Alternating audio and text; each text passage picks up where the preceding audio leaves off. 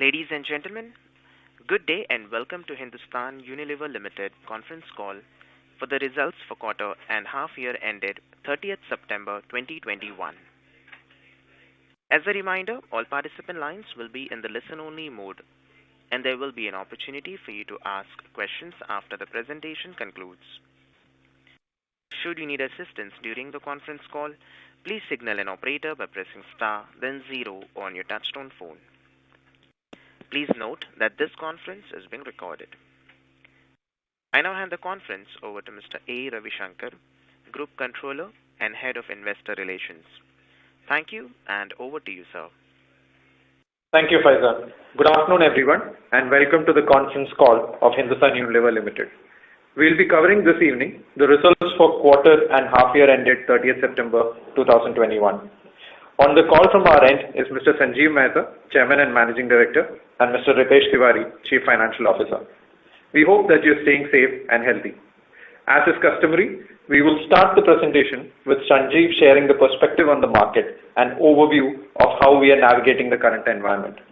Then, Ritesh will share with you the performance for the quarter with the category highlights and the outlook for the future. Before we get started with the presentation, I would like to draw your attention to the Safe Harbor statement. With that, over to you, Sanjeev. Thank you, Ravi. Good afternoon, everyone, and thank you so much for joining us on the call today. It's always a pleasure to interact with each one of you. I hope that you and your loved ones are safe and keeping well. My greetings to you on the beginning of the festive season. Let me begin with talking about the market context and the performance in this quarter and touch upon a few actions that we have undertaken to build what we believe is a purpose-led future fit Hindustan Unilever. Operating environment improved progressively after the second wave. Infection rates are largely under control, with last 7 days average COVID cases reported in the country staying below 20,000. Thanks to the immense efforts of the government authorities and frontline warriors, a vaccination program has indeed picked up pace. Till date, we have administered close to 1 billion doses, giving at least one dose to more than 70% of the adult population. Mobility continues to improve through the quarter and was at more than 85% of pre-COVID levels as of the exit of September. The recent employment data from CMI is also indicating a recovery, with total employment numbers almost back to pre-COVID levels. However, there are still challenges. Despite the pickup in economic activity and macro indicators tracking back to pre-COVID levels, there are some key challenges. As per Nielsen data, FMCG market growth, which picked up after the second wave, saw some moderation in August and September. Rural markets, which had shown good resilience thus far during the pandemic, have slowed in last couple of months. Urban should hopefully benefit from further improvement in mobility and from a weak base relative to rural. Next few months will be critical to assess the underlying market demand and determine whether these are transient or structural. We must understand that whenever we look at quarterly growth, it is with reference to the base period. So sometimes it's very important for you to go beyond just the 1 year number and look at 2 year numbers. As seen from the recent RBI Consumer Confidence Survey, the sentiment, while improved versus July 21, still remains subdued, as consumers were concerned about the impact of lower household incomes and high inflation. Prices for many commodities continue to be at multi-year highs. Palm oil prices continue to be at record levels, while crude and packaging feedstocks have also rallied significantly. While tea prices have softened versus the record levels of 2020, prices are still high compared to 2019 levels. Further, global supply chains are witnessing massive disruption, with shortages of shipping containers, skyrocketing shipping rates, congestion at ports, and the recent energy crisis in China.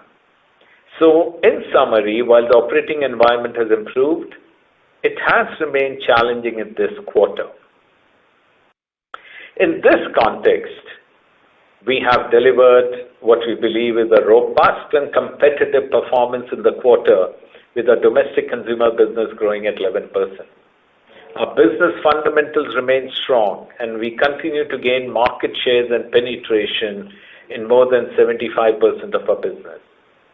The strength of our brands, our execution progress, has enabled us to take price increase in a calibrated manner, leading to a sequential step-up in consumer pricing.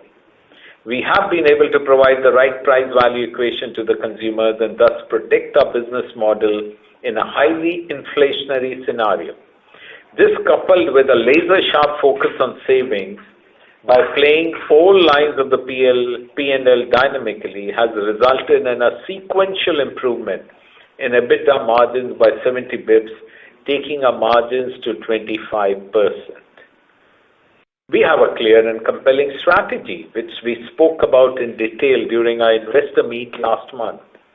Our 5 strategic choices, underpinned by strong operational excellence and our distinctive hard-to-replicate capabilities, will enable us to drive growth and create a purpose-led future fit HUL. Now let me talk about some of the actions we took in this quarter to bring this alive. Over the next few charts, I will take you through some of the work that our world-class R&D and marketing teams have done in this quarter. Let me start with beauty and personal care. We have a number of innovations and activations in skincare and color cosmetic category. Pond's has launched its global Gold Beauty range for a radiant gold-like glow. It's a daily skincare regime which includes face wash, serum, day cream, peel-off mask, and a night cream. Pond's has also launched an on-trend vitamin C serum infused with lemon, green papaya, and pomegranate extract. With festival around the corner, Lakme has introduced limited edition range of lip colors to make the festive season more special. Lakme also launched Lumi Cream, which is a light moisturizer with a hint of highlighter for a 3D glow. Vaseline's new lip tints help you get healthy looking and soft lips. It has specialized formulation for perfect lip care. Bringing alive its purpose, our brand Glow and Lovely, through its new campaign, showcases that there is no one Miss India. Women in all streams are Miss Indias in their own profession. The brand believes that every girl has a glow, and to unlock her full potential, Glow and Lovely Careers platform provides free resources to girls to start the story of success. Let me now move to hair care. Sensing the consumer's needs for voluminous hair, Tresemme has launched its new thick and full shampoo and conditioner with biotin and wheat protein to give thicker and fuller look.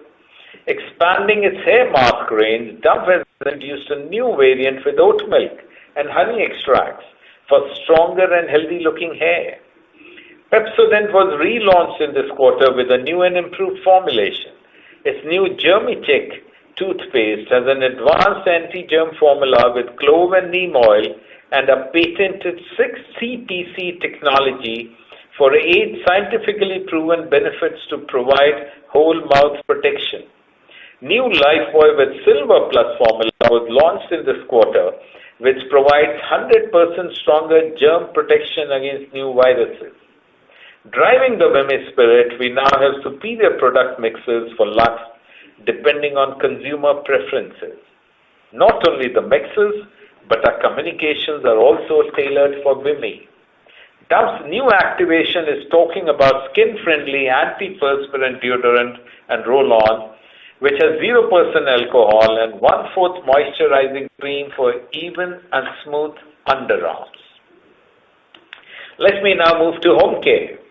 Our largest laundry brand, Surf Excel, took another step in the journey towards a clean future by introducing Surf Excel Matic Liquid with 100% biodegradable actives in the product formulation and 50% recycled plastic in packaging, a great start to reducing the environmental footprint in the product life cycle. The product, pack, and communication change are a slight nudge from Surf Excel to the citizens that the choices make a difference in creating a world we all wish for. The new brand communication film is centered around the idea of taking control of our future in small ways we can. Rin is extending its clean future journey by introducing a new Rin bar, a superior cleaner product which is 100% phosphate-free. To address the need for superior toilet hygiene, Domex has launched a new evidence-based campaign demonstrating the superior benefits of Domex Fresh Guard Disinfectant Toilet Cleaner. The improved formula of the product reduces water, stain, and germ buildup, thereby troubleshooting persistent problems such as cleanliness, hygiene, and malodor. Vim, a dishwash cleaning brand, aims to break gender stereotypes in its new campaign and encourages girls to get ahead of dishwashing. Next one is a heartwarming film from Sunlight. Weavers' livelihood in Bengal have been impacted due to COVID-19 and dwindling demand.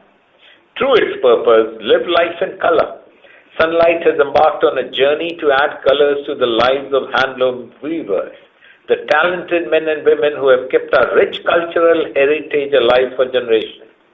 The new brand campaign, Sunlight Tantirong, is a unique initiative to connect weavers with famous contemporary designers. Comfort has come up with a new contextual communication to prevent malodor from clothes during the monsoon season. Now let me move to F&R. India is home to more than 70 million diabetics, second highest in the world. Careful dietary management is a necessary part of living with diabetes, and a high-fiber diet is scientifically proven to help. Horlicks has launched Diabetes Plus, which fulfills 26% of daily fiber requirement, which helps in managing blood sugar, reduce cholesterol, and supports weight management. Kissan expanded its peanut butter range by adding the crunchy variant. This has now become a part of my daily breakfast, and I would urge you to use it. It's absolutely brilliant product. It is made out of 100% real peanuts and is an excellent source of protein.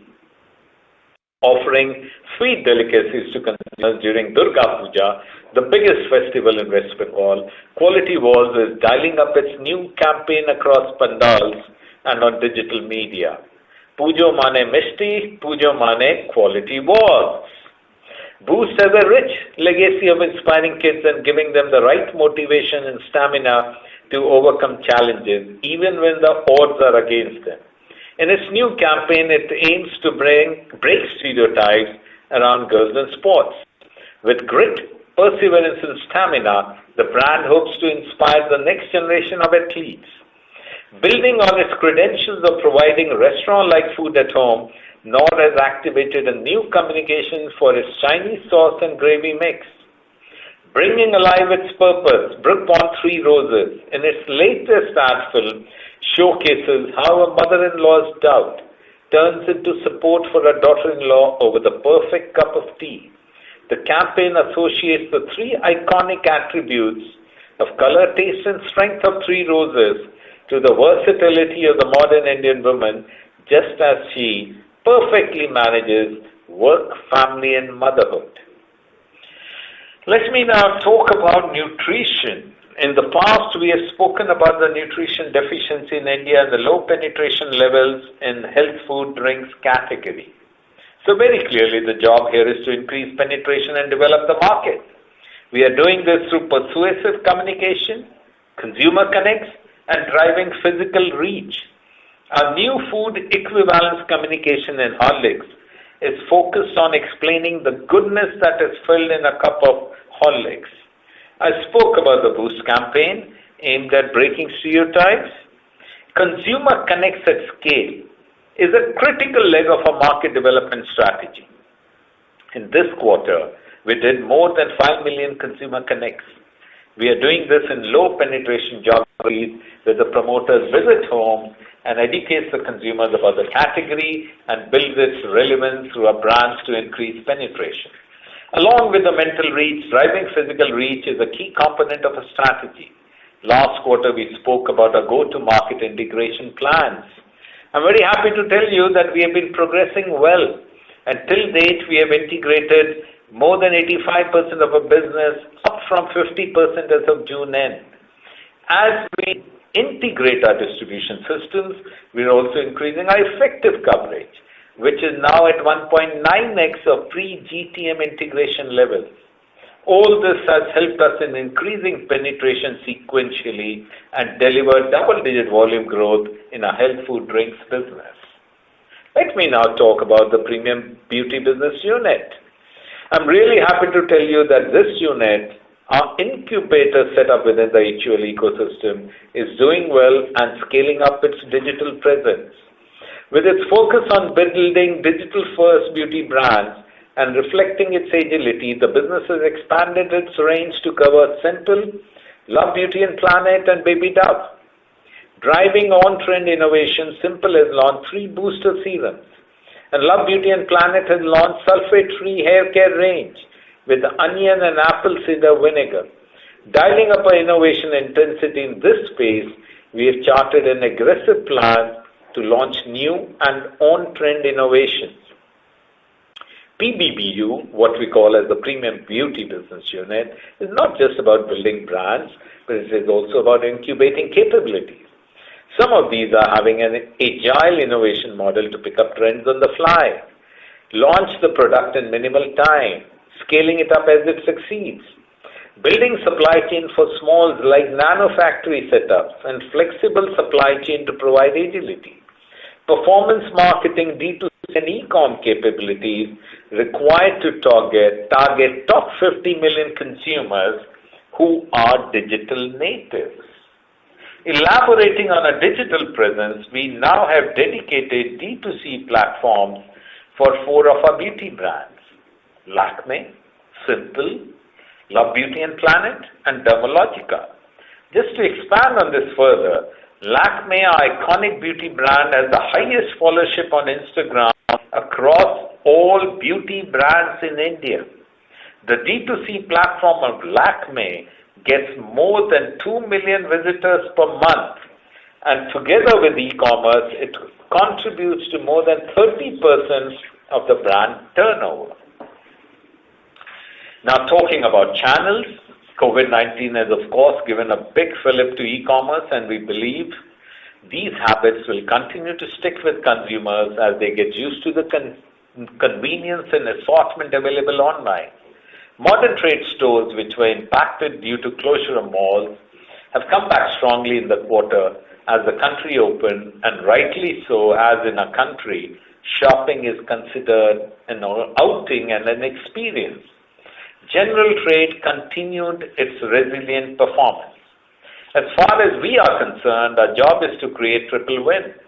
Win for the consumers, win with the customers, and win in HUL. We are doing this by ensuring dedicated capabilities and driving everyday great execution. We already have exclusive channel-wide structures across our organization. Both in the case of modern trade and e-com, we created structures well ahead of time, giving us a significant competitive edge. Further, we are continuously curating our portfolio and marketing content to make it fit for the channel. For example, in general trade, we are launching more access packs and sachets to drive accessibility of our products, while in modern trade, we are bringing large packs, multi-packs which provide the right pack price architecture. In e-com, we are continuously enhancing a portfolio to newer formats and benefits, ensuring better value density. This, together with the capabilities across content, search, and performance marketing, has helped us significantly dial up growth and create a competitive advantage for us. Talking about execution excellence, we've improved our effective coverage and assortment, not only versus JQ21, which was a COVID-impacted quarter, but also we are now better than pre-COVID levels. We are building brands in modern trade stores and driving experiential marketing. In e-com, our brands have best-in-class discoverability across platforms driven by excellent execution. Let me now talk about demand capture. You will recall that in the last quarter we spoke about digitized demand capture across our future-ready platforms. like B2B app Shikhar, e-commerce, and D2C, which was more than 10% of our business. I'm so pleased to inform you this has further been scaled up, and now more than 15% of our demand is captured digitally. This also gives us a unique ability to run our demand generation activities in a disruptive manner. Our E2B app, eB2B app Shikhar is a real game changer for us. It is about building next-gen future-proof distribution model to serve our retailers. With Shikhar, the promise of classical Hindustan Unilever customer-centric salesmen is now available online in an app. What's more, it is available 24/7 and comes with credit options. It is indeed our digital-first approach in which kirana, salesmen, and distributors are well integrated. I'm very happy to inform you that Shikhar is now available in more than 650,000 stores, and its adoption and stickiness only continues to grow. Talking about e-com, we are accelerating growth in this channel by building future-fit portfolio, marketing capabilities, and by driving everyday great execution.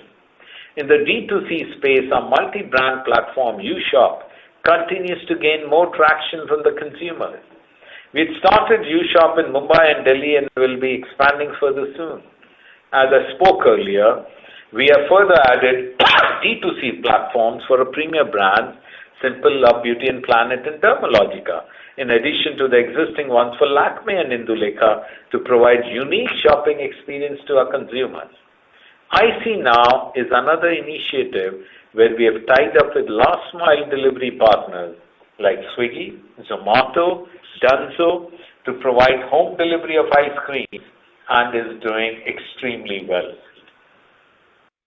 Now let me talk about purpose, which we believe certainly drives growth. At HUL, we have long held the belief that being a responsible, sustainable business makes us a stronger and better business. In fact, we believe it's the only way of doing business. To this effect, in the quarter, we made some good progress on our sustainability initiatives. Let me talk about a few examples. We have eliminated CO2 emissions from thermal energy in operations by replacing coal with green alternatives such as biomass and biodiesel. The impact of this transition not only increases our green footprint, but also improves the quality of air around a factory and enhances the income of farmers. Through a vision for a clean future, we are committed to transitioning away from fossil fuel-derived chemicals in our cleaning and laundry products by 2030. Carbon Rainbow inspires us to use plant-based surfactants, green carbons in laundry powders and liquids in place of black carbon. We have partnered with Tuticorin Alkali Chemicals and Carbon Clean Solutions for soda ash using carbon capture technology. They have developed cutting-edge technologies to capture the CO2 from production processes and turn it into soda ash. This will reduce air pollution as well as the GHG footprint of the raw materials used in manufacturing of a laundry detergent. Our brands have a big role to play in achieving our ambition on reducing, reusing, and recycled plastic. Recently, a laundry brand, Surf, introduced Surf Excel Matic Liquid using 100% biodegradable actives and formulation with 50% recycled plastic in packaging. Another example is a smart fill machine, an in-store vending model for home care products. In the pilot phase, the machine has been installed at a mall in Mumbai. The initiative offers consumers an innovative option to reuse plastic bottles by refilling our home care products like Surf Excel, Comfort, and Vim through this smart fill machine. Drawing learnings from the pilot, we intend to scale this up in future. We launched our 6th Suvidha Center at Ghatkopar in Mumbai in partnership with the BMC and HSBC. The unique Suvidha model has helped provide good quality sanitation services to over 100,000 urban low-income households in Mumbai. Additionally, the new center will be one of the first of its kind to treat and reuse both grey water and black water, through which 10 million liters of water will be saved per year. COVID-19 vaccine efficacy is one of the questions foremost on people's minds today. To understand the vaccine immunogenicity and obtain deeper insights into whether factors like nutritional deficiencies or the skin's natural immunity plays a role in the immune response, HUL is funding a study and will provide additional analytical data support to the center via R&D scientists. This research is being enabled by the Office of the Principal Scientific Advisor to the Government of India's program to stimulate collaboration between industry and academia. It is being carried out by the platform Vision, which is the Vaccine Immunology Studies Indian Outbreak Response Network, which includes top public and private research institutes across India. Today, I've taken a bit more time to give you a perspective of the innovations, activations, communications, and our digital journey. With this, let me now hand over to Ritesh as he provides some deeper insight into this quarter's performance. Thank you, Sanjeev. Good afternoon, everyone. I will now talk you through our September quarter performance, summarize our first half numbers, and give you a sense of future outlook as we're seeing it. As Sanjeev said, our September quarter performance has been robust in a challenging environment. Domestic consumer business grew 11% in the quarter with an underlying volume growth of 4%. This has been a strong competitive performance with more than 75% of our business gaining market share and relative penetration. On volume, let me just put that also in context of the shifting base and our recent previous quarter performance. June quarter 20 last year, our volumes had declined by 8%. On back of that, in June quarter 21, we increased our volume by 9%. Coming to September quarter 20 last year, our volumes had grown 1%. On back of that, now in September quarter 21, our volumes are up 4%. So sequentially, the way we see compared to June quarter, we further accelerated our volume delivery. Talking about further on growth has been broad-based across all the three divisions. From a portfolio lens, health, hygiene, and nutrition, which is 85% of the business, continue to witness strong growth. Discretionary and out-of-home saw acceleration in momentum with improving mobility. I will speak about this in more detail as we get into category slides. EBITDA margins came in at a very healthy 25%. In the backdrop of a very high input cost inflation, we are pleased to deliver margins at the upper end of the 24-25% range that we had indicated earlier. Our focus on taking calibrated price increases using net revenue management principles coupled with a laser-sharp focus on savings has helped improve profitability while stepping up our A&P investments behind brands. On a year-on-year basis, EBITDA margins declined 40 bps. Profit after tax, but before exceptional items, was up 7%. Our net profit at 2,187 crores increased 9% versus September quarter 20. The gap between PAT BEI and net profit is explained by lower restructuring and acquisition disposal related expenses in this quarter. There was also a 29 crore benefit from sale of Dalda brand rights in the rest of the geographies outside India. Let me now give you a flavor of growth across the three divisions. Home care sustained its double-digit growth momentum, growing at 15%. Beauty and personal care grew 10%, led by skincare, color cosmetics, and hair care. Foods and refreshment delivered a strong growth of 7% on back of high teens growth in the base. Let me now click down and talk about performance within each of the divisions. Starting with home care. Home care had another strong quarter of double-digit growth. Household care continued to perform well, led by Vim. Vim grew high single digits on a strong base in SQ20, which was in high teens. Domex had a muted quarter on back of an exceptionally high base. The good news is that it continues to deliver a significant step up to pre-COVID run rates. Fabric wash had a high teens growth, albeit on a soft base. Our premium portfolio continued to do well in this quarter. Liquids and fabric sensation outperformed with growth in high double digit. On a 3-month basis, we gained shares handsomely in both laundry and dishwash categories.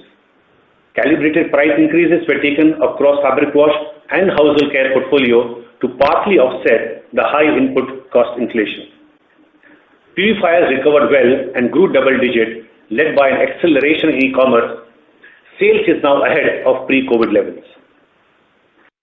Moving on to beauty and personal care, soaps had a stable performance growing on a very high base that we had in September quarter 20.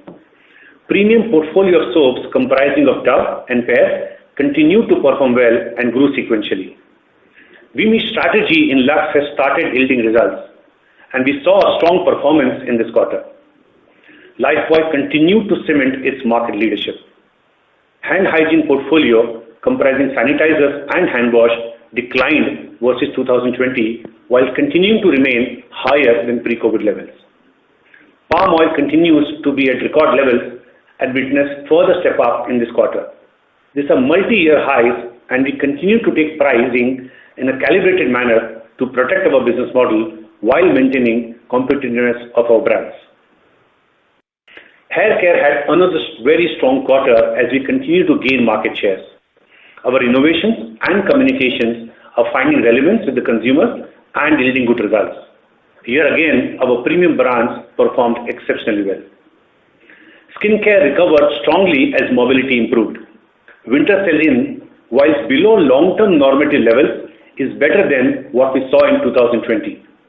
Glow & Lovely delivered a steady performance, gaining market shares and continue to grow penetration. Color cosmetics also had a strong quarter with improvement in mobility, albeit still slightly lower than pre-COVID levels. We are also very pleased with the expanding digital presence of Lakmé brand. Not only is Lakmé India's most followed beauty brand on Instagram, we have monthly 2 million visitors on our D2C website, and 30% of Lakmé sales happen through digital channels. Close-Up continued to do well in oral care. During the quarter, we relaunched Pepsodent with a superior formulation. Let me now talk about Foods and Refreshment division. Our tea business had a stellar performance over the years and more so recently, despite the significant inflation headwinds that the category saw. This outperformance continued into this quarter. We have further extended our market leadership both in volume and value terms. We also saw tea inflation moderate in this quarter with raw tea prices falling below 2020 levels, albeit being more than 20% higher compared to 2019. We continue to watch this space and will take necessary steps across all 6 P's to ensure the right price-value equation is provided to our consumers and to maintain our competitiveness. Coffee had a steady quarter with mid-single-digit growth. Coming to nutrition, Sanjiv spoke about the acceleration in market development activities in this quarter. These are yielding results as we saw health food drinks get back to double-digit volume growth in this quarter. Penetration also improved sequentially. This volume growth has been driven by sachets and access pack, thus giving us further confidence in our strategy in this category. The Rs 2 sachet has been doing well. We had launched this as a pressure test in Andhra and Telangana in March this year. And with encouraging signals, we have extended further to Karnataka and Tamil Nadu in the last few months. This is market development at scale, which we are invested in for a longer time horizon. With a new food equivalence concept in our communications and actual strength of market development, we believe that this penetration gains will continue to accrue over medium to long term. While Sanjiv covered it earlier, a quick reminder that we have now completed more than 85% of our go-to-market integration, up from 50% levels we had at the end of previous quarter. Let me again reiterate the long-term plan we have for nutrition, which we spoke about in detail in the annual investor meet. In summary, our cost synergies realization in year 1 is already ahead of what we had planned in year 3 in the business case. Our main job to be done in this category is driving penetration, and we're investing part of the synergies into key interventions like sachets, access pack, and market development actions. Therefore, in short term, we will see volume growth running ahead of sales growth, but without diluting margins in comparison to pre-acquisition numbers. As we speak, our cash generation in the last year and a half is ahead of the business case assumptions. Now let me move on to foods. Foods had a soft quarter with a strong prior year comparator with SQ20 growing in double digits due to tailwinds that in-home categories saw at that point in time. Ketchup continues to do well, gaining shares handsomely. Jams recovered versus 2020. However, it is still not back to pre-COVID levels, with schools still not fully open. Our innovations, Kisan Peanut Butter and Hellmann's Mayo, continues to gain more traction. We have launched a crunchy variant of peanut butter in this quarter. Ice creams had a fantastic quarter with a very strong recovery backed by strong innovations and effective communication. Sales in this quarter was significantly better than same period 2019 and in fact sequentially higher than June quarter 21 as well. Ice cream now, a partnership with last mile delivery partners to provide home delivery of ice cream is doing very well. As we have been doing for the past few quarters, let me now give you a snapshot of our performance from a portfolio lens. Given the noise in the base numbers, we have also given you 2-year growth numbers alongside. From a 2-year lens, all the 3 portfolios have accelerated versus June quarter 21. Health, hygiene and nutrition, which is 85% of the portfolio, continues to grow at a healthy pace. Discretionary portfolio has recovered well with improvement in mobility and is almost back to pre-COVID levels. Out of home, which is majorly ice creams, has rebounded strongly and is ahead of pre-COVID levels. Now this is an important slide. You heard about inflationary context from Sanjeev. Let me quickly recap some of the key messages.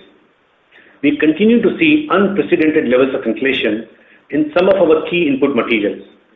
Palm oil and its derivatives, which are used in our skin cleansing and hair care categories, have seen prices climbing further. Please be mindful that these were already at historical highs. With the palm season in full swing and having visibility of stock levels, our expectation is for the global prices to remain supported in near term. Crude and its derivatives are key inputs for our laundry and household care category. As you know, Brent crude has gone beyond $80 and has been holding firm. Packaging materials, both plastics, which is from crude, and also paper and board, continue to be at very high levels, inflating 40 to 50% over the course of past 12 months. Freight rates, especially ocean freight, has increased multi-fold over the past few months. A combination of factors like increasing demand, container imbalances and shortage, port congestion, and COVID restrictions have sent freight rates to unprecedented levels. As I had mentioned, we do see softening in tea prices on a year-on-year basis, but they continue to be elevated versus 2019. Besides all this, I'm sure you've been following the news of global supply chain disruptions. Some of the key nodes in global supply chain have been hit by a combination of factors, including COVID. Coming at a time when global economies are further opening up and there is an improvement in demand, this has caused a fair bit of heating up across value chains.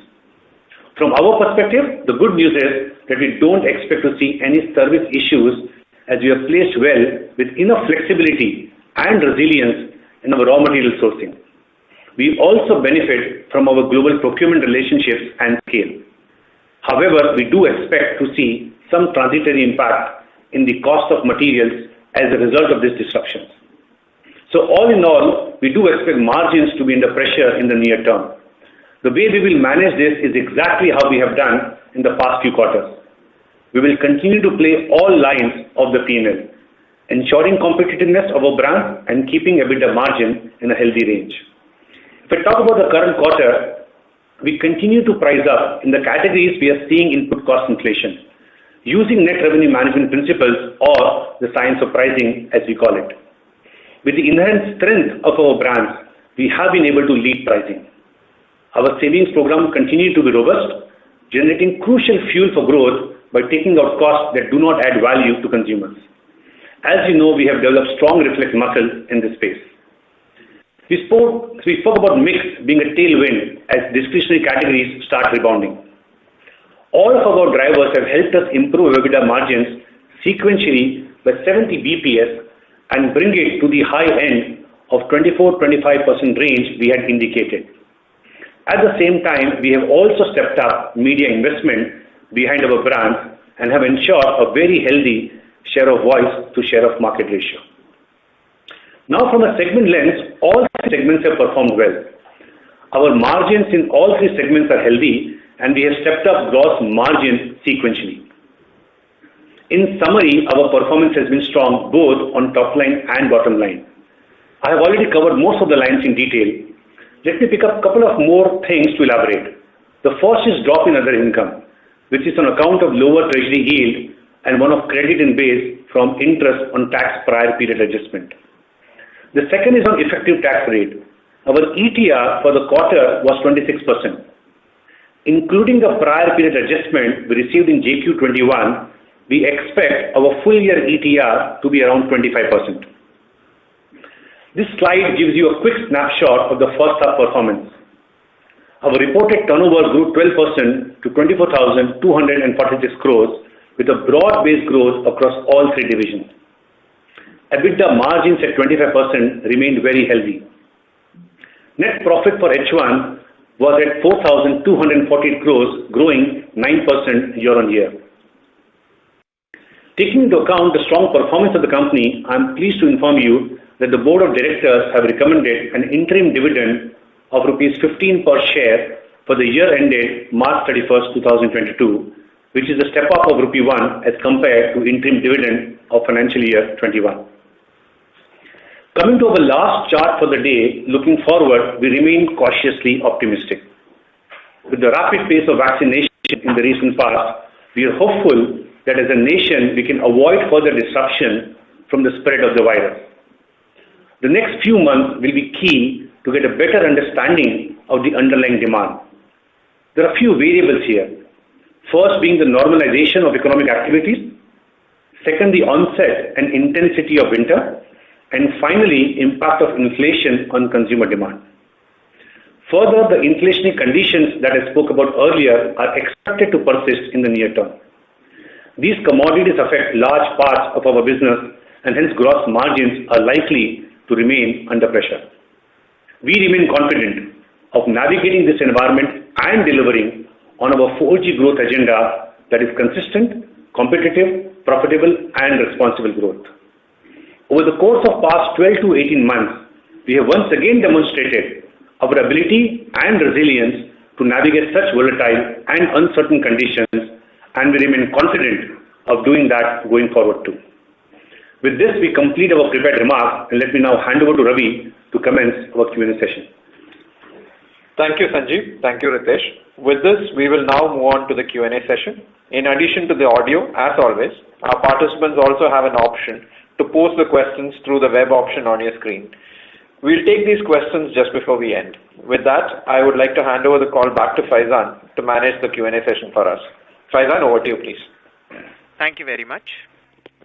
We will now begin the question and answer session.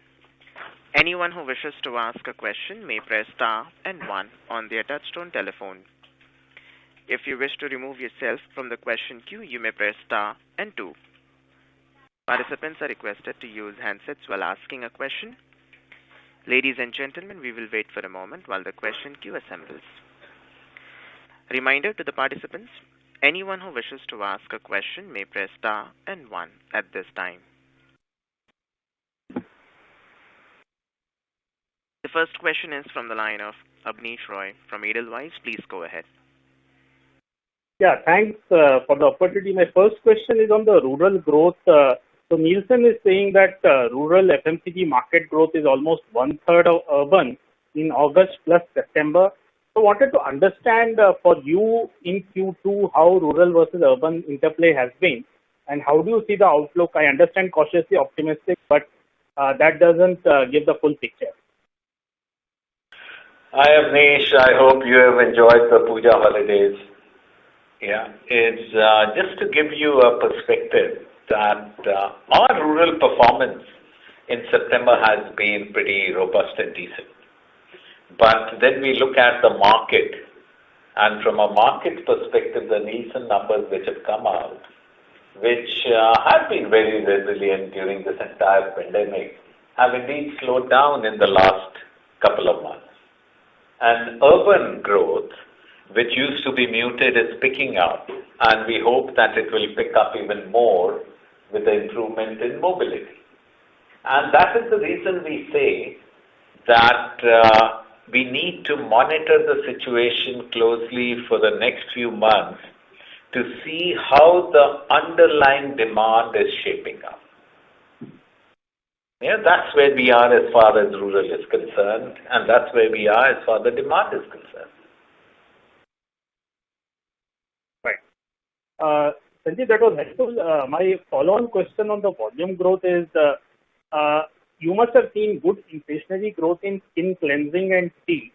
If you could comment on volume growth in skin cleansing, soap plus hand hygiene, and similarly tea, I understand in Tamil Nadu, because of ration shops offering tea, there was an impact, plus the prices have been volatile. So the industry took a lot of price hike, and then there has been some correction in the regional. So if you could comment on volume numbers for skin cleansing and tea. The way I would look at it is from a portfolio lens, on a total portfolio. That's our strength as a business. I think when you're looking at the volume growth, and in the June quarter, we had a 9% volume growth as a total portfolio, but that was against a base which was -8. Whereas if you look at a September quarter, we have 4%, so the headline looks like it has come down from 9 to 4, but the base in September quarter was 1%. So if you look at sequentially over a 2-year period, we are definitely looking at an improvement that has happened on volume growth, and that is what we need to focus on. We also need to understand, Avnish, that over a long-term period, if you look at it, our volume growth has been about 70% of our growth. That's on an average basis. But in a period where the price is higher, then the volume comes down, and when the price is lower, then the volume goes up. And we also have to understand the interplay between the unit price packs and the volume growth. When you look at the price increase happens in 2 ways. One is when you take your MRP up, the other is when you reduce the quantity of products in a pack. When it comes to price point packs, the price increase happens when you reduce the quantity of product in a pack while protecting the price point. While you protect the price point, because of the reduction in quantity, this has an impact on your volume growth coming down, even though the number of units may remain same. Yeah? So I think what you need to look at it, when there is a hyperinflation, that first, are we competitive? Second, are we able to protect our business model? And when you look at it, competitiveness, we look at it, one is the competitiveness versus other players in the market, and the other is we look at the fundamental metric of penetration. So for us, keeping the consumer franchise intact and protecting the business model when the environment is volatile is very critical, and I'm very pleased to tell you that we are playing the game very well.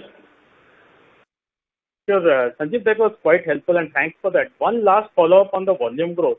So you have gained in 75% of the portfolio market share / penetration. If I remember this correctly, this number used to be around 85% 2 quarters back. So if you could elaborate what has changed, where are you still gaining?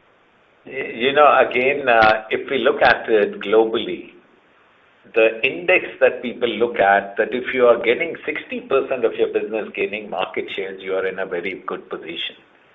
Because many times what happens is, it is a relative situation. You might have gained a huge amount of market shares in the base period, and a small moderation would show that you have not gained market shares during the current period. But then you need to look at it, how is your trend shaping up? When we look at penetration, when we look at moderation, and when we look at our corporate value shares, we are in a very good position. My second and last question is on HFD. So, 2 rupees sachet has been now taken to almost all the south markets. When do you see east and rest of the country also seeing the 2 rupees sachet?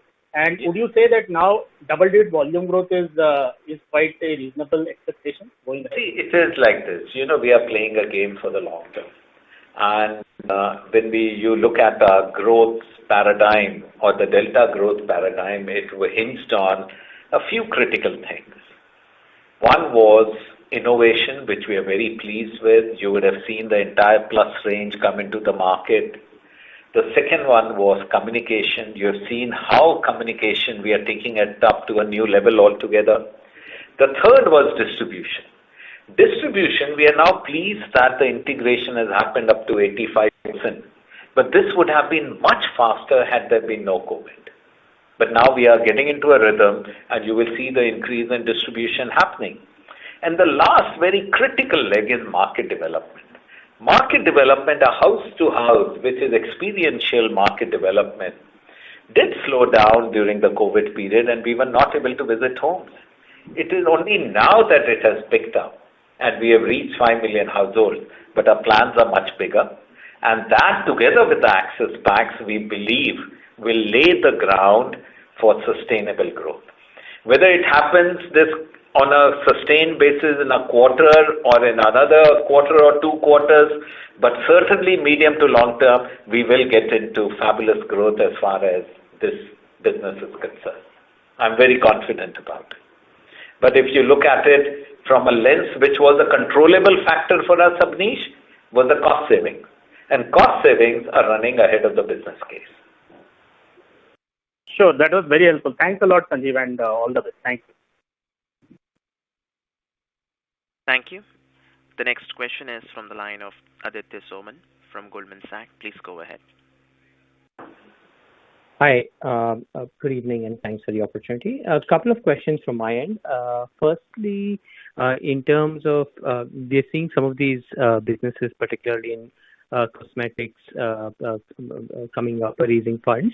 Do you see as an opportunity to expand the market in the sense that they are getting access to the online market and consumers here are not serviced, or do you see them potentially as competition down the line, especially as they launch their own private label, often at more competitive price points? So that was one. And second, in terms of the broader context on the rural, are you seeing any regional differences on rural, or do you think it's just a broader slowdown in the market in rural in the last couple of months? Sanjeev, I'll pick up the first one, you can pick up the second one. So on cosmetics, Aditya, as you mentioned, overall discretionary categories, it had taken a beating in COVID period where mobility got impacted and hence also consumption occasions to access also got impacted. The good news is we are almost back to 2019 in almost all discretionary categories. On colors, cosmetic in particular, we are just about at 2019 levels. So business has recovered with mobility coming back. And we do expect that with some stellar work which government has done on vaccination, we should be able to see more amount of mobility improving that should further augur well for color cosmetics business. Now coming to the conversation which you spoke about online and offline, absolutely that's a play. For us, Lakme, our flagship brand which drives color cosmetic, it's a brand which is the highest amount of Instagram follower amongst all the beauty brands in the country. It's a brand which is available online. It's a brand which is also available offline. Today, 30% of sales of Lakme comes online. So we are very clear, wherever consumers find safer and convenient to go to shop, we will be there. Be it the beauty counters in a mall when things are opening up and life is looking more healthier and comfortable for people to visit, or for that matter, online experience of shopping our portfolio and then getting benefit from the range that we offer. So we will have our play across modern trade, general trade, and online as required to drive sales of the business. On the other question, Sanjeev? Yeah, you spoke about rural. The number that we gave was the Nielsen market growth number, and that is obviously for the country as a large. But within the country, the biggest market, rural market, is the Hindi heartland, which is UP, Bihar, Madhya Pradesh, Chhattisgarh, Rajasthan. and that is what moves the needle. Yeah. So while we must accept that India is not a homogeneous entity, so one can never say, and that is the reason we have the winning in many India strategy, because we play different strategy in different parts of the country.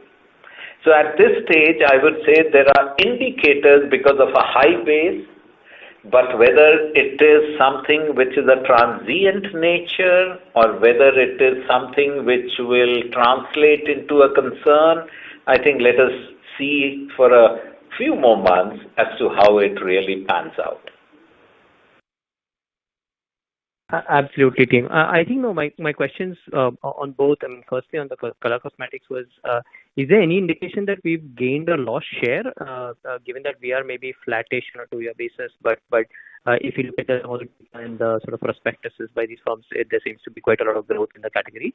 And secondly, on the rural, I think the question was more of if the Hindi heartland is what Nielsen data is suggesting a slowdown for the market, then is it just a function of consumers getting back to the cities after a prolonged period, or is there anything more to read? Maybe we can take that one later. See, on face, we have gained shares very handsomely. Yeah, in the period under review, it's been a wonderful journey. In most of our big categories, we have gained very impressive shares. So, but you have to look at it from face and skincare from a very different lens. I think if you look at all the big markets in the world, India would be a place where HUL has perhaps the highest relative market share as compared to any other big market, not just for Unilever, for any of the big players. So our right to win is perhaps the highest as far as the skincare and face care is concerned than anywhere else. And as the country develops, this would be one of the fastest growing categories is our belief.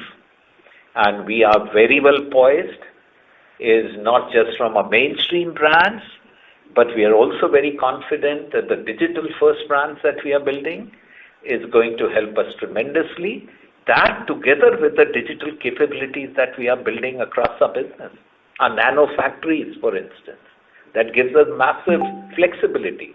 Or, the innovation hub that we have created, the AI hub, which gives us a huge amount of insights and has significantly crashed the time to innovation.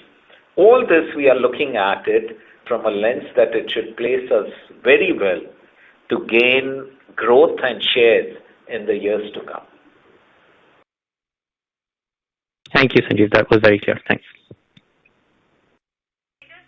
Thank you. The next question is from the line of Avi Mehta from Macquarie. Please go ahead. Hi, team. Just had one question. Now, this quarter we have reached the upper range of the 24 to 25% EBITDA margin, with mix steadily improving as beauty comes back. Would you look to revisit this as the mix improvement partly alleviates the input cost pressures, and we've been kind of taking calibrated price hikes? So would love to have your comments on this. Yeah, that's a very good question, and certainly we are seeing discretionary categories pick up, and within the discretionary phase is a big thing. And like I was saying, if you compare the quarter, September quarter, in September quarter 20 versus 19, we were at 63% of 19, whereas in September quarter of 21, we are 103% of September quarter 19. So it has definitely picked up, and it's a very attractive category for us. So there would be a tailwind as far as the mix on discretionary is concerned. But at this stage, we don't want to commit to a band beyond what we had indicated because of the inflation on the total portfolio. But there will be some pluses, some minuses. But the important bit is our ability to navigate through the turbulence. And there we remain pretty confident. Okay. And Sanjeev, just one bit on the industry side. Just want to know if you are seeing any signs of down trading, or is that something that is causing you concern, or is it just a sense that rural growth rates have not necessarily picked up? Is Is that what you are kind of concerned about? Is my reading of that situation correct? See, let me give you a picture. That if we look at some of our brands, which are premium brands, like Dove, for instance, Tresemme, for instance, Pears, for instance, they're all doing very well. But this is also because it is many Indias, right? There are many consumers who go in for premium brand. Or take a Surf Excel brand. Yeah, it has been roaring, absolutely roaring. Whether you look at it from a growth lens or you look at it from a market share lens. Yeah, we have perhaps the highest ever market share we have had in laundry. And so India is many Indias. When you come to the top end, who are relatively less sensitive to price change, the premiumization journey continues. But on the other hand, people who are at the BOP, yeah, they would obviously be looking at titrating the volume, not necessarily down trading when it comes to price increase. Okay. Okay. So at this stage, we are not seeing a significant down trading happening. Okay, got it, Sanjay. Thanks. That's all from my side. This is clear. Thank you very much. Thank you. The next question is from the line of Arnab Mitra from Credit Suisse. Please go ahead. Yeah, hi. Thanks for taking my question. On the volume growth of 4% this quarter, so this obviously comes on a base when you had a very weak personal care business last year, September quarter, and even laundry had a very soft September quarter. So as you go into second half, which was pretty normal last year, including the winter being pretty good, are there not more risks on the downside to the volume growth, or are there other parts of the equation which you think can offset this base effect, which is quite large as you go ahead into the second half? Different things are at play because it's not a very normal linear function which normally happens, save and except a seasonal trend. If you look at it at the beginning of the pandemic, categories like laundry took a beating because people were not stepping out and the number of washes had come down. And then categories like skin cleansing, especially hand wash and sanitizers were, going through like a bullet train. Now what we are seeing is hand sanitizers and even liquid hand wash are moderating. And categories like laundry picked up and they are still running at a pretty good pace. But what is very important for us is discretionary is now picking up. So this is not a very comparable scenario right now. And that's the reason I say that the bases are distorted. So one will have to then see that how we play the portfolio, which I'm pretty confident of navigating, and that's sometimes a big benefit of having a wide portfolio. Because somewhere you do well, somewhere you don't do well. But on a total basis, you keep performing reasonably well. And that is what we need to see. And the important bit we still say is, guys, don't get taken in by headline numbers. Wait to see how the underlying demand shapes up. Because what are we talking about? As a country, by end of the year, we will get back to 2019 GDP. Yeah, that's what we are all hoping and seeing. Then the critical bit will be once the base has been corrected, how does the country grow? And that will have a very clear impact on our categories. And if you were to ask me, am I bullish about next year? Yes, I am bullish about next year. There are, of course, headwinds of inflation, which we will have to navigate. But as a country, I think we should be doing well. Right. And just on that point, is there a threshold of volume growth that is acceptable to you in the sense that, you have pricing power and you are putting in more pricing? That's a good question. When environment is normal, you focus on volume growth to ensure that your consumers don't leave you. When the environment becomes extraordinary, you don't focus on volume growth as much as you look at the shares. that you don't want to lose the consumer franchise. So you look at the consumer franchise, you look at the penetration of your products in the household, and you look to protect the business model. That's what we do. Sure. So that's very helpful to me. Thanks. That's it from my side. Thank you. The next question is from the line of Percy Panthaki from IIFL Securities. Please go ahead. Hi team, good evening. Thanks for the opportunity. I have two questions, one on Shikhar and one on the demand scenario. So let me go ahead with Shikhar first. So I just wanted to understand from your point of view, from HUL's point of view, what are the benefits that Shikhar confers on you, and are they measurable in any way? So would you say that the benefit is in somehow increasing the revenue, or is it mainly in terms of reducing the cost, or is it a combination of both? So some idea on this, please. Yeah. Thank you, Percy. Shikhar today, we are not using it to replace the salesman. Today, it is complementary to our human selling system. What used to happen is, many times between two calls, the outlet will get out of order and they would wait for the salesman to come. It will get out of stock and they will wait for the salesman to come when they place an order. The second important bit is, because the retailer orders and carries inventory, which will last him till the next visit of the salesman comes in, he would end up carrying more inventory.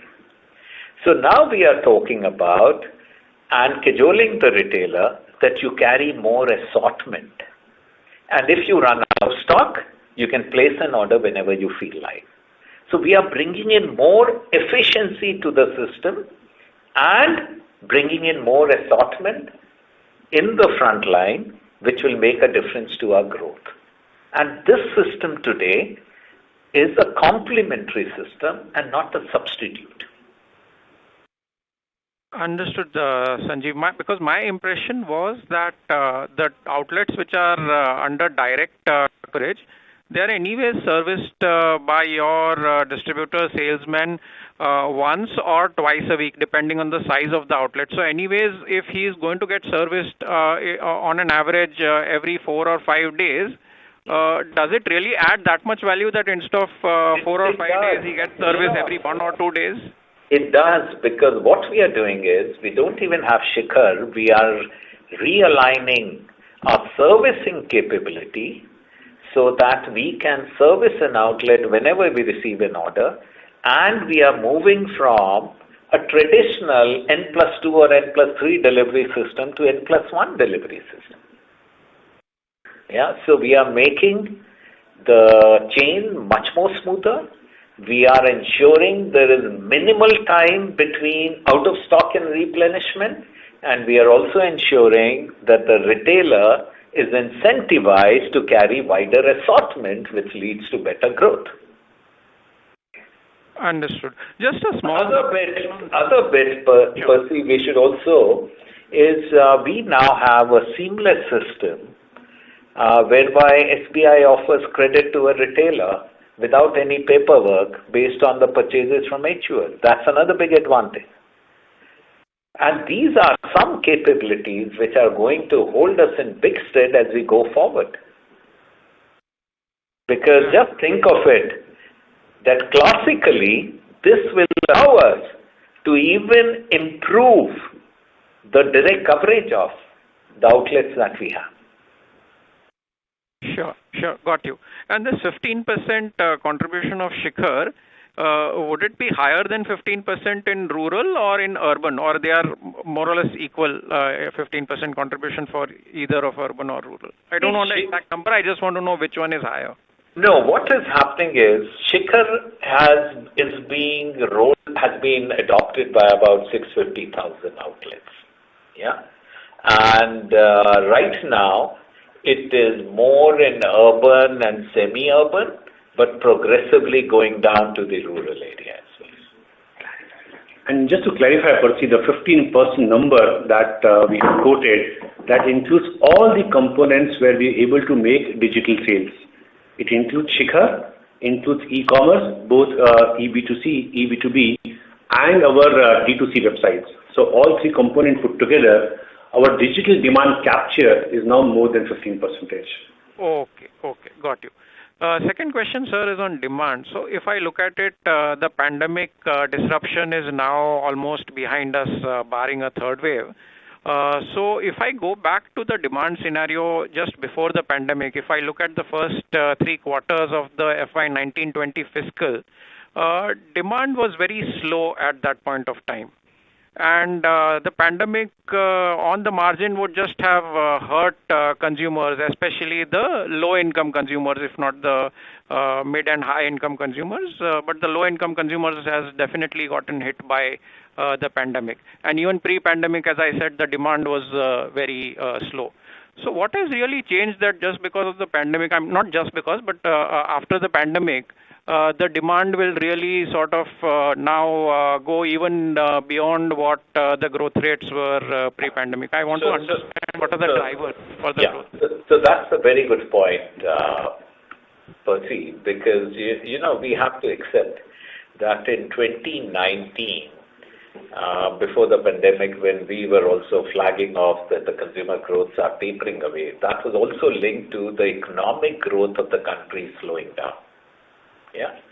Now with then the rural growth picked up, which was helped by various factors, including a good harvest, including improvement in MSP, which resulted in more wages, and government's more allocation to rural, which included Manrega outlay, direct transfer of money, and free food grains. All that contributed to rural bounce back. Yeah. Now, what are the other factors? One is government's significant more investment in infrastructure. That should play a big role in the economic activities picking up and the growth picking up. At the end of the day, our FMCG growth gets reflected with what happens in the underlying economy and is also a contributor to the economic growth. So it has a nice interdependent relationship with the macro indicators. But all of us are hoping that India is not going to languish at 3-4% growth. Yeah? With us getting back to the 2019-20 size of the economy, you're still looking at predictions which indicates that India should be growing at a very robust pace next year, which is a very good sign. That means the total economy is picking up, and that would result in FMCG growth picking up. Sure. Got you, Sanjeev. Just a comment here on the GDP growth. We've seen a 7% real GDP decline in FY21. FY22 growth expected is 9. So on a point basis, we have only a 2% growth over a 2-year period. In absence of COVID, over a 2-year period, we would have a 10% real GDP growth. So there is actually a hole of 8 percentage points in the economy, which is not going to get filled even in FY23. That's right. Yeah, but it is not that if the growth goes away, it automatically fills in. It's not like a water tank, right? That the water has gone away and when the water normalizes, it automatically fills in. You have to have an underlying activity to make it happen, because that consumption was lost forever. Now you're talking about that, yes, we are talking about going back to the same size of the country's GDP, but if we maintain that momentum of 7-8% growth, then you're talking about the momentum growth rate coming back. That's what we need to look at. Got you, Sanjeev. That's all from me. Thanks and all the best. Thank you. The next question is from the line of Alok from Ambit Capital. Please go ahead. Yeah, hi team. Thank you for giving me the opportunity. My first question is on the beauty and personal care portfolio. Sanjeev, wanted to get your views that do you think there is potentially a need to get one more brand which can, say, bridge your gap between Pond's and, say, a Simple or a Love Beauty and Planet? Maybe that brand can straddle across skincare, hair care, and potentially compete also with the D2C brands. Your thoughts on that? I see. You're basically talking about brand extensions. We look at brand extensions when we believe that the extension can not only take from the core but add to the core. A classic example is Dove. Dove will become, one of the most prized beauty brand in the country. Even now, it's on a fabulous journey. If you recall, it started with skin cleansing, then it went to hair. But in hair, it's done such a remarkable job that it is now one of the biggest brand in hair. And it will become, I would definitely say, one of the largest brands in hair care, and it would become one of the largest brands in beauty. Today we are looking at also how do we extend Indulekha, which is such a great Ayurvedic property. We have gone from hair oil, we have gone to shampoo, and now we are looking at going to other places. Similarly, when we look at whether it is Simple, which is clean beauty, whether it is Love Beauty and Planet, we first focus on the few categories or on the core, build the property over there, then we look at it whether the brand has the muscle to extend into other categories or adjacencies. Otherwise, if you do it too soon and too fast, you'll end up diluting it. Got it. So essentially, the reason to ask is also because consumers today want newness. Maybe Lakme may have a proposition, but when the consumer upgrades, Lakme may not be their go-to brand. So in that situation, how do you sort of tackle that situation? We don't change the proposition of a brand. What our perspective is. First is we straddle the pyramid.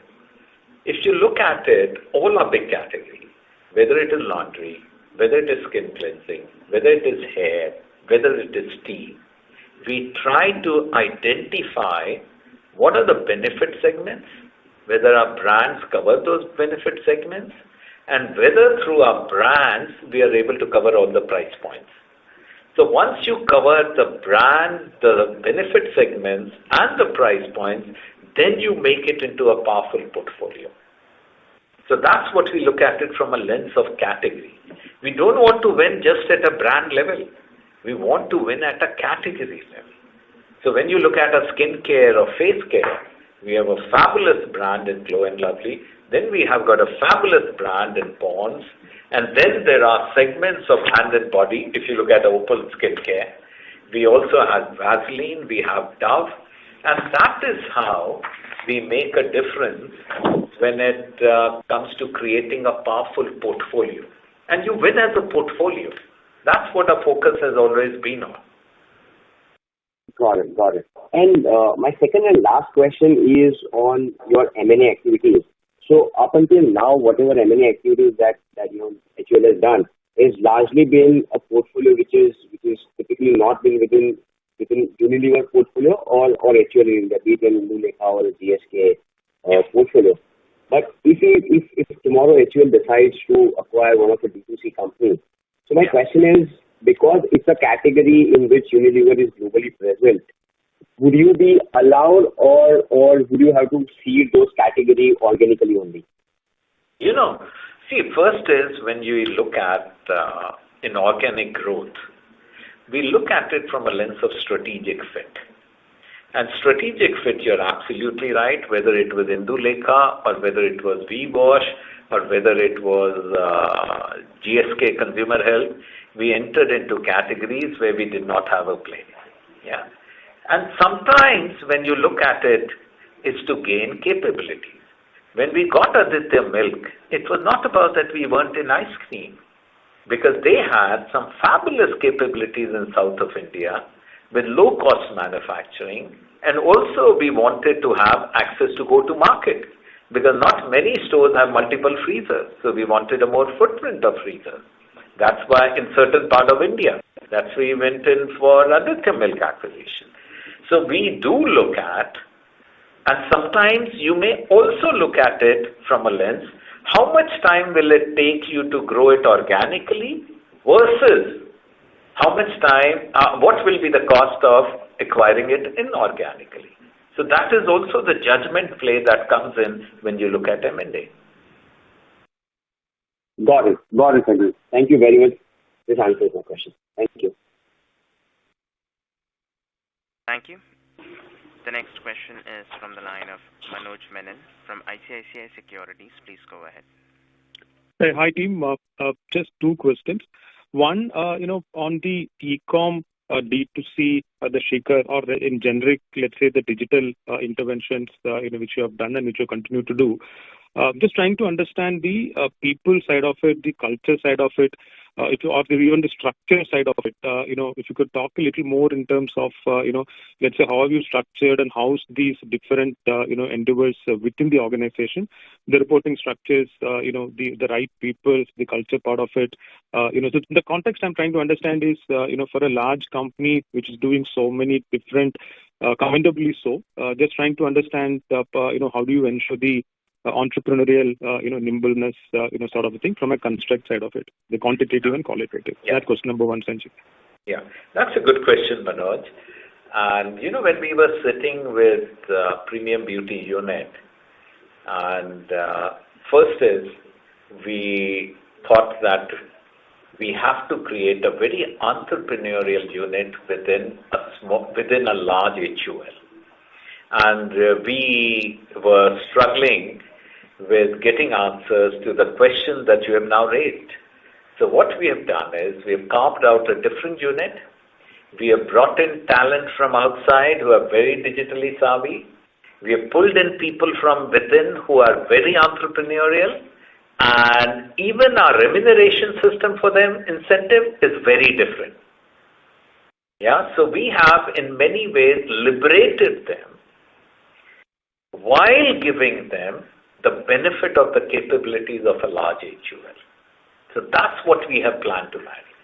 When we started our reimagining HUL journey, we did not start by any hierarchy, and we did not start by that it has to be part of a certain function. So we had people who are most tech savvy, people who love technology, people who had ideas join the Digi Council. And we started with a few experiments, which then got into tens of experiments, over 100 experiments. Then we dotted the line, we picked up the big ones, and we put the muscle of HUL from both resources perspective, man and money, to make it come alive. And that's how we have developed, say, a Shikhar app. A Shikhar app today, if you were to go and ask the retailer from the benefit perspective and the use perspective, it would be at the very top of all the apps available in the market. You have to just measure the benefit of Shikhar app. If you were to spin it off as a separate entity, it would become unicorn overnight. Yeah. So what we are trying to do, Manoj, we are trying to create a soul of a small company in a large HUL. Even the recruitment of talent that we are doing, we are recruiting very different people today. So that we are building capabilities and modes for the future.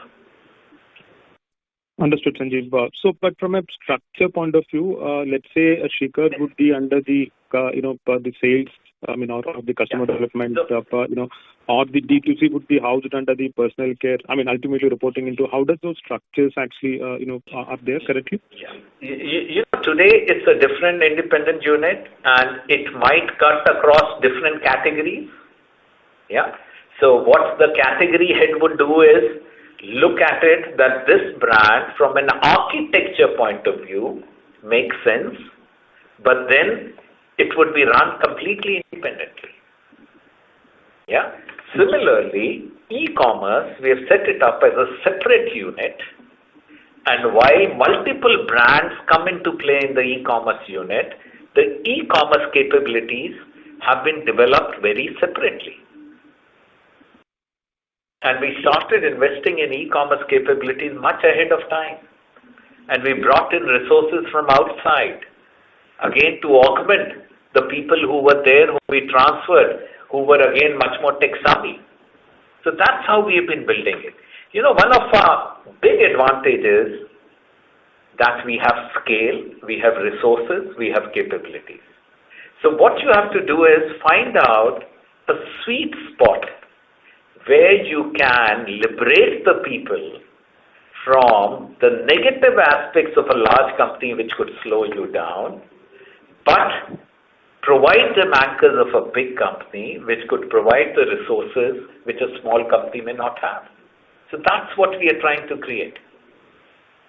Understood. Sanjeev, the second question, I'm not sure it's to be asked in a quarter call, or maybe I can do that separately, with through Ravi. Look, one thing about now, the buzzword is, let's say in the last year and a half is probably D2C and hygiene, of course, the second one thanks to COVID. What I'm saying is, these are the newer things which has kind of, let's say, come up in terms of market creation opportunity. I vividly recall 4 years back, possibly it was Ayurveda. I don't really hear much about Ayurveda. Now, I'm not talking about HUL, I'm talking about general.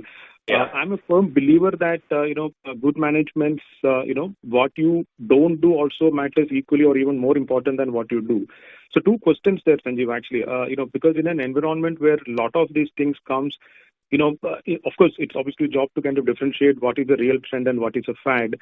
Just trying to understand on these three, or maybe feel free to add more. Do you think, let's say, Ayurveda, because of the potentially tailwind, at that time, where are we on Ayurveda at this point in time, at an industry level and maybe at an HUL level?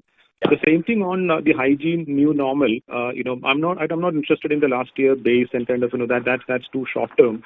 How much, let's say, penetration increase hygiene would have got in the last year, and what does it mean for the let's say my DCF into the medium term? And the third is maybe crystal ball gazing at this point in time on D2C and a few other trends I myself would have missed. Thank you. Yeah. So first is again a very valid question. And not to worry, it may not fall in classically under the quarterly questions. But if we look at it from a lens that don't look at it Ayurveda, look at it naturals. Yeah? Naturals is a secular trend. It's not going to go away. And if you look at in the premium beauty unit, some of the brands that we are building, like whether it is Simple, which is clean beauty, or Love Beauty and Planet, these are all under the naturals platform. Yeah, we are also looking at how do we extend Indulekha much wider. Again, this is all focusing on natural. And while a lot of noise was created by Patanjali at that stage, and they did give a fillip to natural as a trend is not going to go away.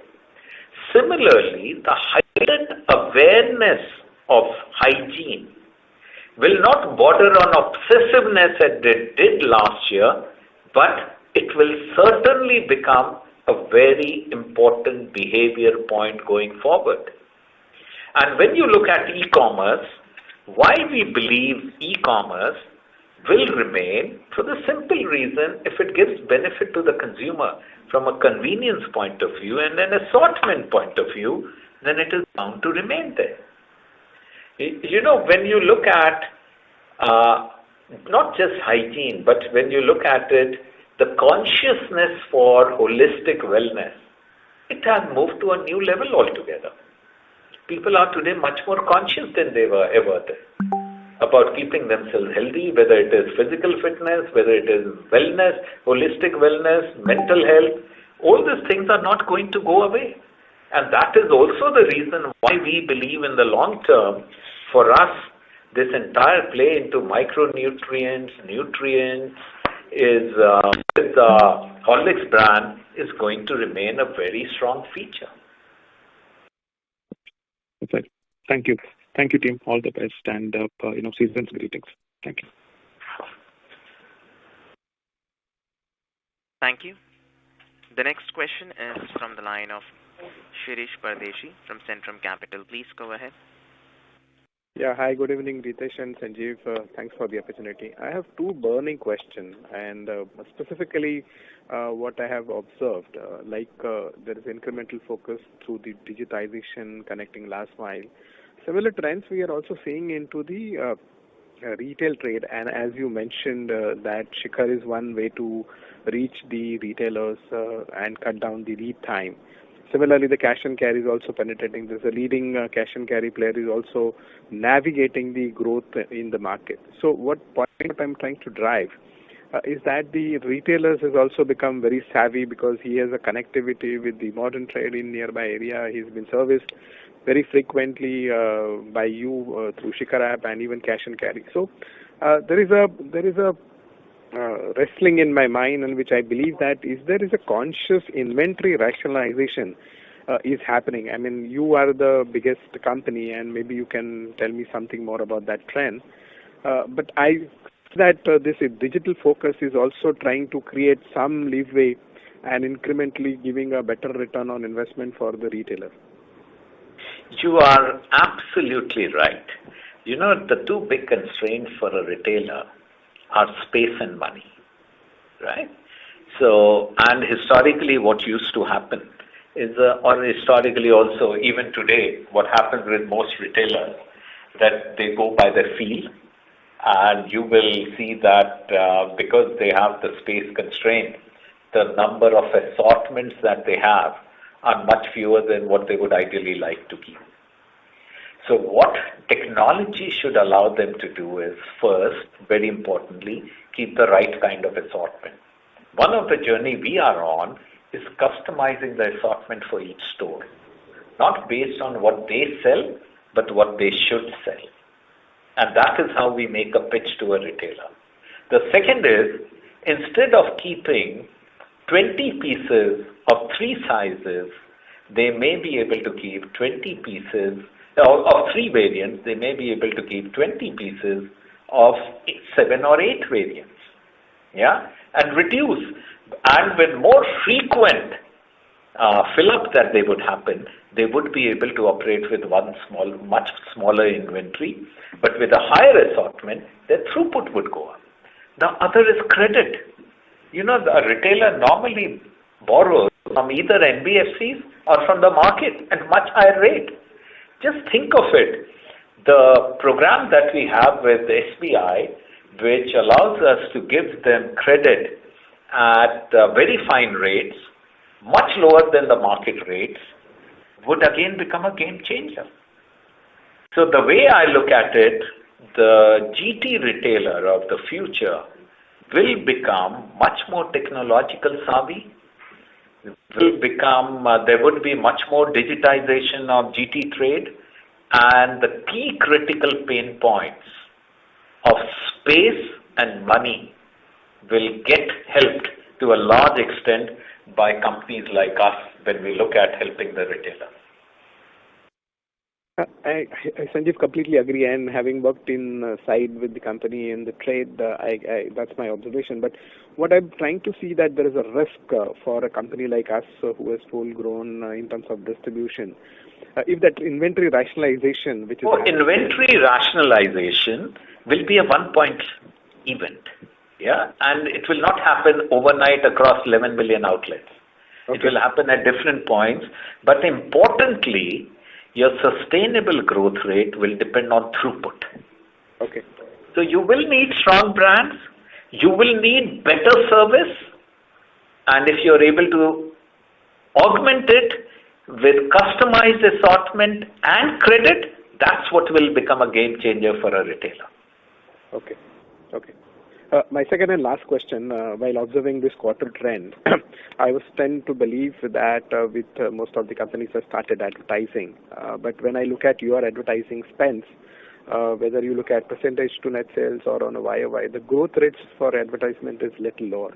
So was it that companies doing a conscious attempt to build the demand side, we are putting more promotions and discounts in the market and putting less money on the advertising? No, what we are trying to do is a better attribution to growth. That's what we are planning to do. That's what we have been doing.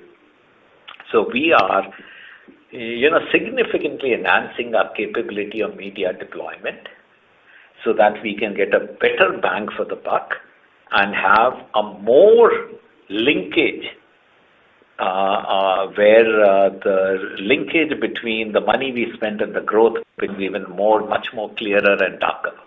That is what we have attempted to do.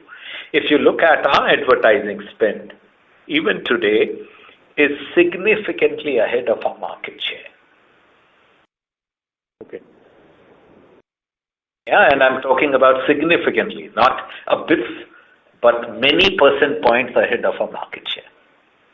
No, my short point here is that if that is the trend, we should build in our thoughts that the ad spend will remain less than 7, 8, 9% and not build 11. I don't want to put a number to it because we look at various things. We look at competitive spend. We also look very closely at our reach and frequency, and increasingly we are slicing it by LSM and not doing it over a general population. And then we are also looking at it from a perspective that how much we are spending in the traditional channels, how much we are spending it in non-traditional channels. So we are trying increasingly to make a science out of it. Sure, got it. Thank you, Sanjeev and team, and all the best. Thank you. The next question is from the line of Richard Liu from JM Financial. Please go ahead. Hi, good evening, everyone. Thank you for taking my question. I'm sorry to come back to this subject again, but wanted to get your thoughts on. Sorry to interrupt you, Richard. We are not able to hear you clearly, sir. Sorry, is this better? Yeah, better. Thank you. Okay. Sanjeev, Ritesh, hi. Wanted to get your thoughts on the apparent dichotomy in your outlook as far as rural growth is concerned. 1 month back in the Investor Day deck, that had a slide that talked about distinct resilience in rural momentum post-COVID. And now the thought seems to be that rural is slowing, and I agree it's Nielsen data, etc. Yeah. But if we keep these syndicated data aside, can you help us with your perspectives on what you and your sales force are actually seeing in your business on the ground, and how do these differ versus 2, 3, or even 1 month back? Are you really sensing a drop in rural sentiments and demand in any which way? And while on this, can you also elaborate on what would be the lead indicators that you would look for to signal a recovery here on, irrespective of what Nielsen might say, 1 quarter later? Thank you. Richard, if we were to look at just our numbers of sales, then we would still believe that the rural growth remains robust, for the September quarter. And that is the reason why in the investor conference, we were still talking about a very resilient number. Is when we look at the numbers which have come out from Nielsen, that's when antenna went up, and then we deciphered it. And if we look at a couple of weeks of sales in the rural areas, we have seen some element of softening. Now, whether that is linked to unseasonal rainfall, whether it is linked to other extraneous factors, it's a bit difficult to put your fingers on the pulse. And that is the reason we have highlighted this, because, one of the things which HUL does very well is pick up signals ahead of time. If you remember, even in 17-18, we were the first company to talk about rural slowdown before anyone else did. So I thought that because we were getting into the September quarter call with the analysts and investors, it was important to flag it off.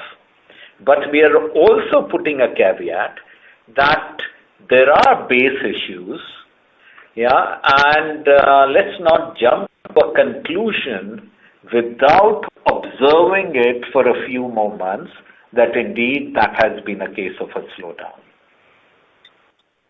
Got it, Sanjeev. Thank you. Very useful. Wish you all the best. Yeah.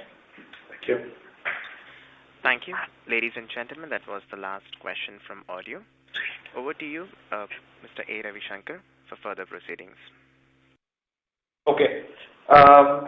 I'll skip the web questions because we have mostly answered them, or we have few questions from retail investors. I would request them to reach out to us, the Investor Relations Department. Our contact details are on the website. With that, we now come to the end of the Q&A session. Before we end, let me remind you again that the playback of this event will be available on our website in a short while, and you will be able to go back and refer to it. A copy of the results and presentation, if not with you, is already on the website, and you can go back and refer to that as well. With that, we would like to draw this call to a close.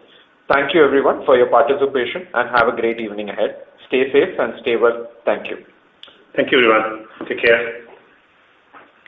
Thank you. Ladies and gentlemen, on behalf of Hindustan Unilever Limited, that concludes this conference. Thank you for joining us, and you may now disconnect your lines.